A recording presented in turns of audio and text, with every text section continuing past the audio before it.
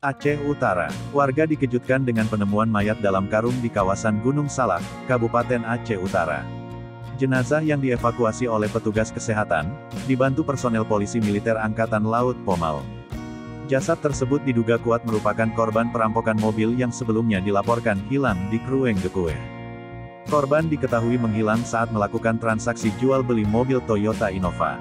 Berdasarkan informasi yang beredar, calon pembeli meminta test drive sebelum akhirnya membawa kabur kendaraan bersama korban. Beberapa saksi juga mengaku sempat mendengar suara tembakan sebelum mobil dilarikan. Komandan Lanal Lok Seumawe, Kolonel Laut P. Andi Susanto, membenarkan bahwa kasus ini melibatkan seorang anggota TNI AL berinisial di berpangkat Klasi 2. Pelaku kini telah diamankan di tahanan Pomal untuk menjalani proses hukum lebih lanjut.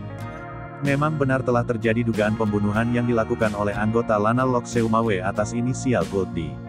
Terduga tersangka saat ini telah diamankan di tahanan Pomal untuk proses lebih lanjut oleh personel polisi militer Angkatan Laut Pomal, ujar Kolonel Andi. Ia menegaskan bahwa TNI AL akan menangani kasus ini secara transparan dan memberikan hukuman seberat-beratnya kepada pelaku.